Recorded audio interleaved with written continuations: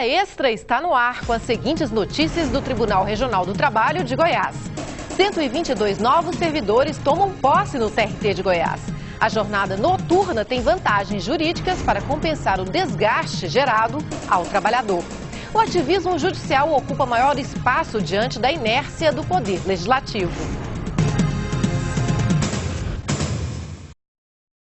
O TRT conta com 122 novos servidores para enfrentar o desafio da crescente demanda de ações na Justiça do Trabalho. Mais de 100 servidores, aprovados em concurso público realizado em 2008, tomaram posse no último dia 5 de agosto, em cerimônia realizada no auditório do Tribunal Pleno, nos cargos de analista e técnico judiciário. As vagas, num total de 270 para cargo de servidor efetivo, foram criadas pela Lei nº 11.978, sancionada pelo presidente Lula no dia 8 de julho de 2009. O provimento dos cargos restantes deverá acontecer no próximo ano, conforme previsão orçamentária. Desde a criação do tribunal, em 1990, a 18ª região atuava praticamente com a mesma quantidade de servidores efetivos, mesmo em face da crescente demanda processual, que praticamente triplicou o número de ações na Justiça do Trabalho de Goiás. Em 2008, foram julgadas cerca de 56 mil ações. A criação das novas vagas é de extrema importância para que o tribunal continue a manter os bons prazos nos julgamentos, segundo afirmou o presidente do TRT goiano, Gentil Pio. Nós temos hoje a posse de mais de 100 candidatos, de novos servidores do nosso tribunal, número ainda insuficiente para cobrir a demanda e as necessidades da 18ª região. Em janeiro do próximo ano serão empossados outros novos servidores e ainda assim a demanda é maior do que a quantidade de servidores.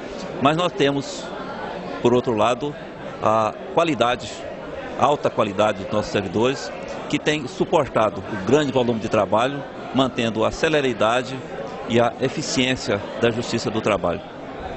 O direito sempre conferiu tratamento diferenciado ao trabalho noturno. O objetivo é amenizar o desgaste do empregado. Veja no Fique Sabendo as implicações da atividade noturna para o trabalhador e para o empregador.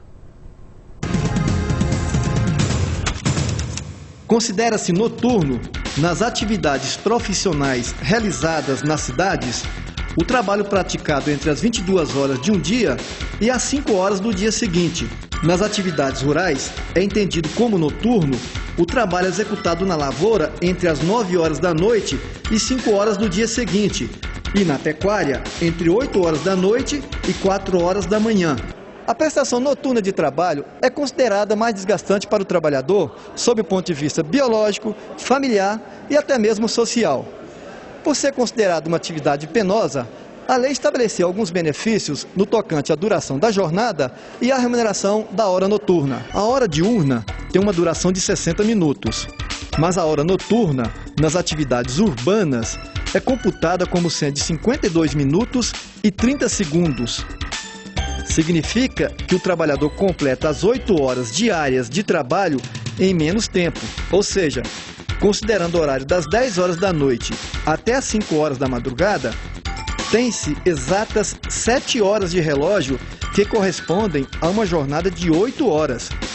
Outro benefício destinado ao trabalhador urbano é o adicional noturno de 20% sobre o salário combinado.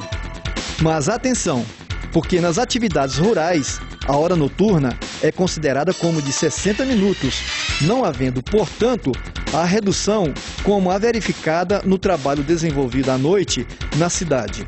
Mas o trabalhador do campo tem direito a um adicional noturno maior, de 25% do valor do salário. O trabalho noturno é proibido para menores de 18 anos de idade. O juiz Breno Medeiros esclarece alguns questionamentos sobre a jornada noturna. O trabalhador recebe o adicional no caso de prorrogação da jornada noturna, ou seja, caso ele continue trabalhando durante o dia? Sim, aí é um pouco mais penoso ainda, porque além de ele passar todo o período noturno trabalhando, ele ainda vem a exercer sua atividade em prorrogação da jornada noturna. Então, hoje a súmula 60 do TST, ela dá esse direito ao trabalhador. O adicional noturno integra o salário para todos os efeitos? Sim, a mesma súmula 60, certo, do TST dá essa possibilidade, contanto que haja habitualidade no recebimento do adicional noturno. É muito comum as causas trabalhistas pedindo a hora noturna? Sim, a hora noturna, que ela geralmente é reduzida, e o adicional em cima dela, certo? Porque hoje ainda nem todos os empregadores fazem essa quitação a tempo e a modo. Confira no próximo bloco a entrevista com o juiz Platão Teixeira de Azevedo Neto, que fala sobre o ativismo judicial.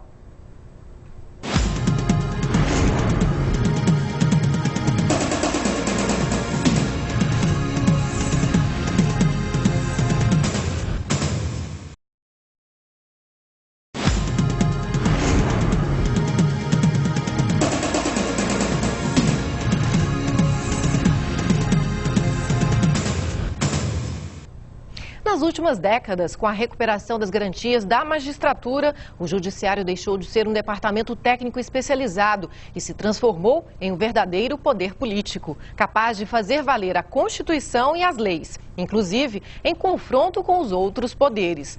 A atuação proativa do judiciário, ou chamado ativismo judicial, tem sido mais intensa diante da inércia do poder legislativo. E não só o Supremo Tribunal Federal, como também as instâncias inferiores estão mais perto do cidadão, procurando a melhor maneira de fazer justiça, ainda que para isso precisem extrapolar os limites da lei. Sobre o assunto, nós falamos com o juiz do trabalho, Platão Teixeira de Azevedo Neto, do TRT de Goiás. Muito obrigada, doutor Platão, por mais uma vez estar aqui no Hora Extra. Eu que agradeço, é sempre um prazer. Doutor Platão, o ativismo judicial, se por um lado tem sido bastante positivo para a sociedade, por outro levanta críticas, como o fato de colocar em risco a democracia. Qual a opinião do senhor sobre o assunto? Pois é, Fabiola, sempre quando estamos envolvendo pessoas nós temos riscos, né? Evidentemente existem os riscos do subjetivismo, da arbitrariedade, do abuso de poder, mas eu acredito que as vantagens de um ativismo judicial, que seria uma participação mais ativa do Poder Judiciário nas grandes questões, né, que envolvem a sociedade, é mais benéfico do que prejudicial, né? Não se admite mais um juiz encastelado, alheio aos interesses sociais, então é necessária a participação do Judiciário nas questões realmente relevantes da sociedade, nas hipóteses de omissão do Legislativo, ou quando, né, são adotadas leis que ferem a Constituição.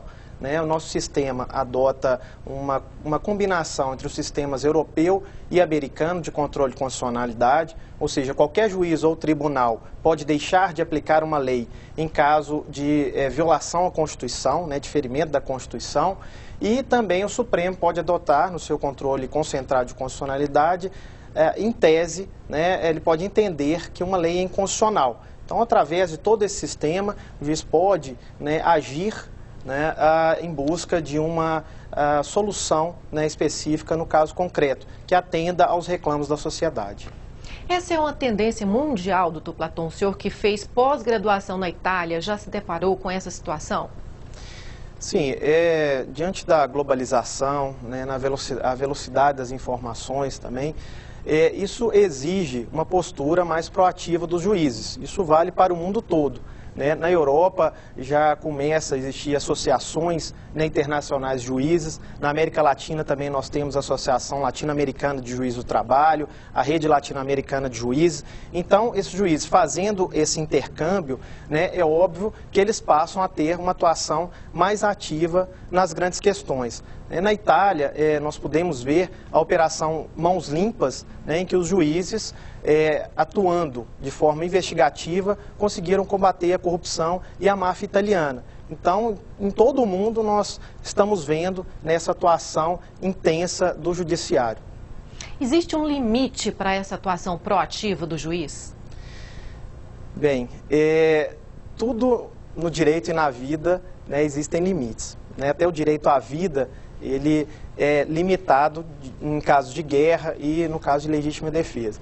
Então, como eu disse no início, né, como estamos tratando de pessoas que os juízes podem cometer erros, né, evidentemente, então, se essa atuação proativa, né, recair em arbitrariedades, né, em subjetivismo, em promoção pessoal, evidentemente isso pode gerar consequências danosas. Mas eu acredito que os benefícios são muito maiores, pois não é possível, né, que o judiciário fique inerte, né, diante de questões graves que estão sem uma resposta do legislativo. Posso dar como exemplo, né, o direito de greve do servidor público, que ainda não foi regulamentado, né, o aviso prévio proporcional que é previsto na Constituição, mas ainda não tem uma lei específica. Então, nesses casos, o juiz precisa atuar, né, atuar com base no sistema jurídico e social vigente. Evidentemente, o juiz não vai colocar nas suas decisões ou nas suas atuações como magistrado, dentro de uma associação de classe, por exemplo, ele não vai colocar as suas opiniões pessoais, as suas convicções, mas sim as convicções da sociedade. É isso que o juiz deve se ater, a uma atuação no sentido de buscar realmente os valores incertos na comunidade social e jurídica. A nossa Constituição, a atual Constituição Federal, apresenta cláusulas muito abertas e vagas, como, por exemplo, o princípio da dignidade humana. O juiz, nesse caso, no caso concreto, poderia julgar além da legislação, por exemplo, trabalhista, com base apenas no princípio da dignidade? Sim. A ideia da Constituição é justamente essa, de um texto aberto, né? Por exemplo, nós podemos ver a Constituição americana, que ainda perdura até hoje, né? Por quê? Porque a Constituição, ela trata de princípios, né? E que podem ser interpretados de acordo com a evolução da sociedade. Então, a Constituição, ela traz um texto aberto que vai ser interpretado de acordo com a situação vivente, né? A lei brasileira, ela fornece mecanismos, né, de atuação do juiz em caso, por exemplo, de omissão da lei. A Lei de Introdução ao Código Civil Brasileiro diz que quando a legislação for omissa, o juiz pode utilizar de princípios gerais do direito, de analogia e de costumes. O princípio da dignidade da pessoa humana, não à toa, está no artigo 1º da nossa Constituição. Então, é um princípio fundamental do nosso Estado brasileiro. Então, em certos casos, o juiz pode, sim, aplicar, né, esse princípio da dignidade da pessoa humana para fazer, né, atuar um direito, aí seja do trabalhador, seja do cidadão. Um dos exemplos é a transfusão de sangue, por exemplo, nos casos de pessoas que por motivo de convicção religiosa não se sujeitam a isso.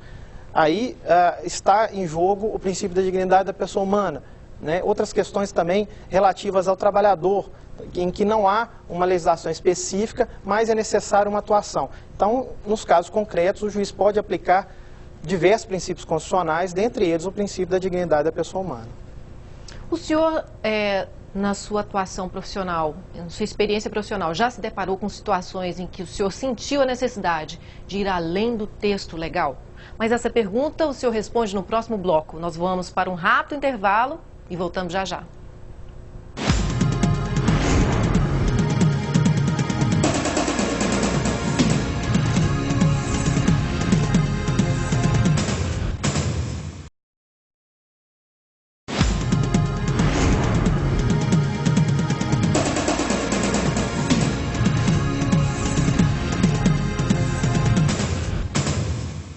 O Hora Extra está de volta, agora falando sobre o ativismo judicial com o juiz do trabalho, Platão Teixeira de Azevedo Neto.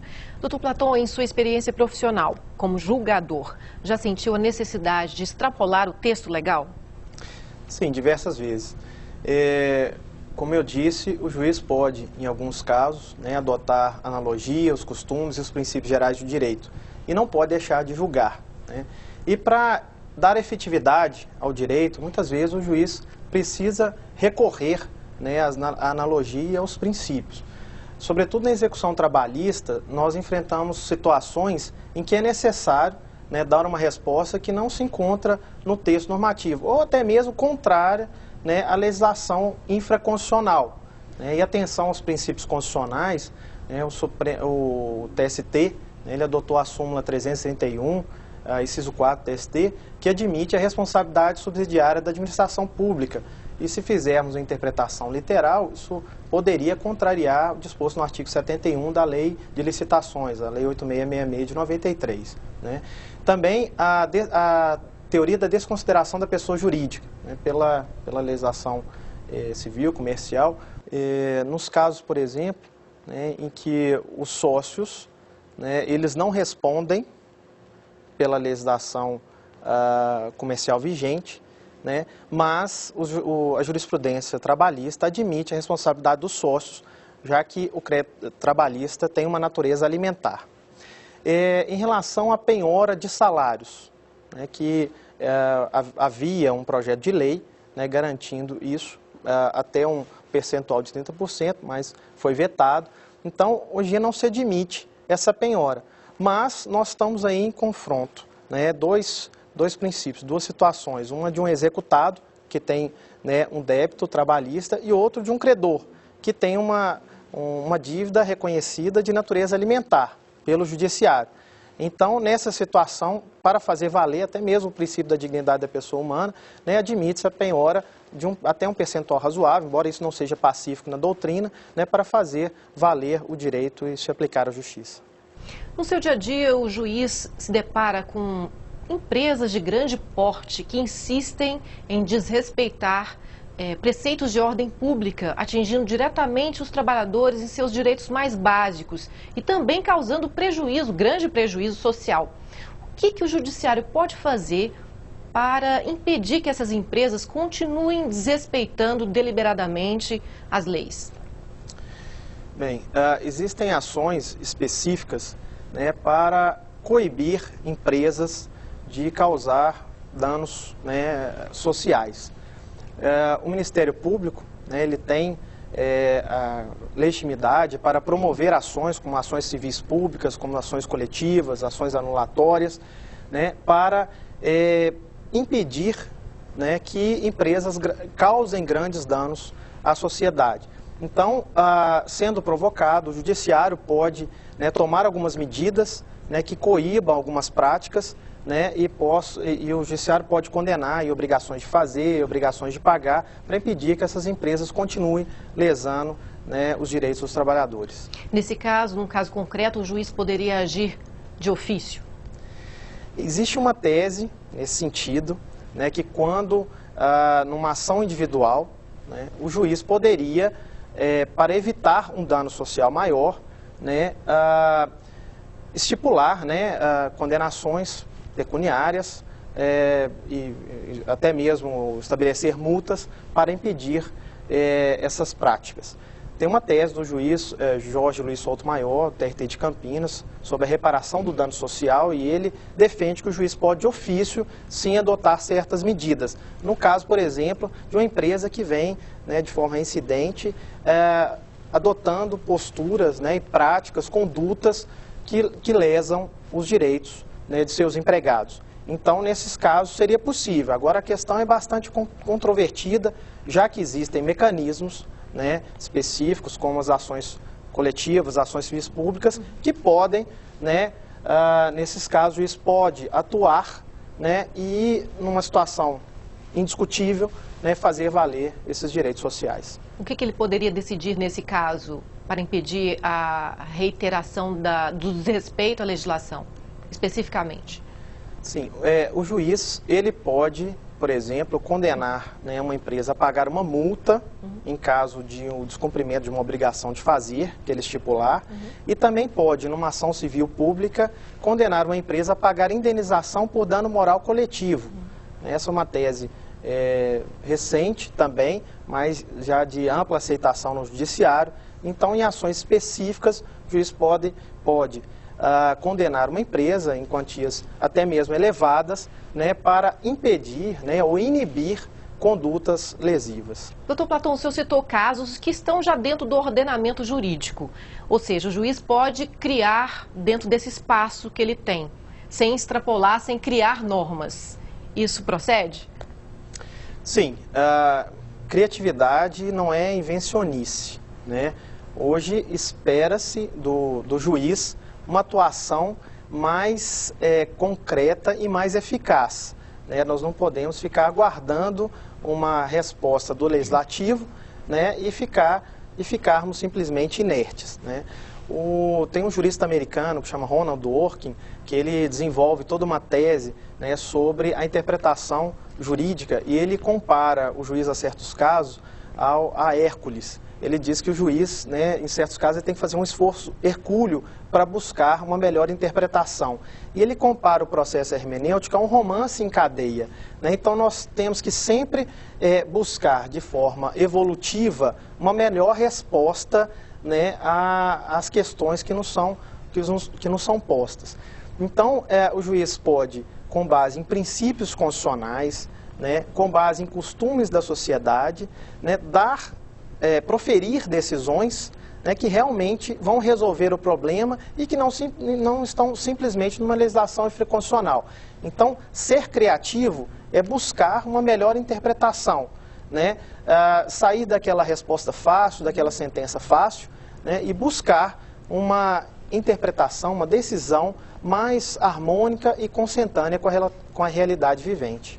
Doutor Platon, a responsabilidade social do juiz se inclui nessa atitude proativa? Os juízes, né, trabalhistas brasileiros, eles estão bastante preocupados, né, com essa questão, a atuação das associações, da ANAMATRA, das AMATRAs, né, locais, né, eles têm sido bastante positivas, né, e proativas nessa questão, por exemplo, discutindo projetos de lei, né, buscando, né, uma melhor atuação da lei no caso concreto. E nós temos aqui no nosso âmbito local e também em vários regionais programas de cidadania, como o programa Trabalho, Justiça e Cidadania, que já foi várias vezes citado nesse programa, né, que leva, né, conhecimentos, leva cidadania às escolas e à população em geral. Então, através da distribuição de cartilhas dos trabalhadores, né, através de palestras, de encontros, o juiz está cada vez mais presente na sociedade e cumprindo o seu papel,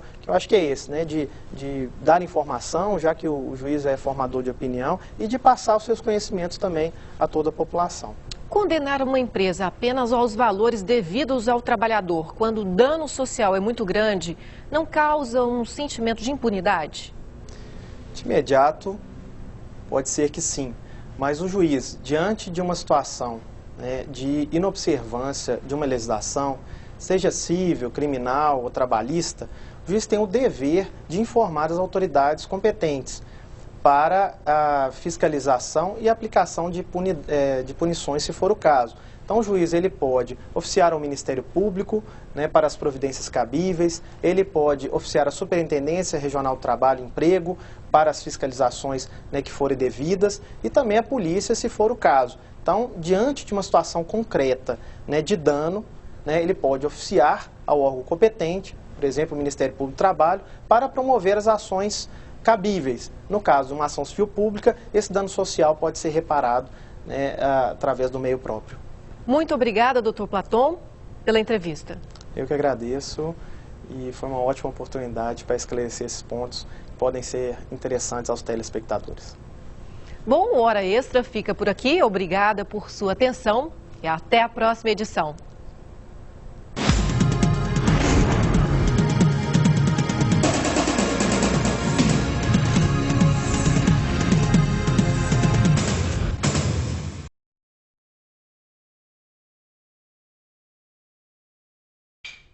Olá! No Hora Extra desta semana você confere as seguintes notícias. O TRT de Goiás conta com 122 novos servidores para enfrentar o desafio da crescente demanda de ações na Justiça do Trabalho goiana.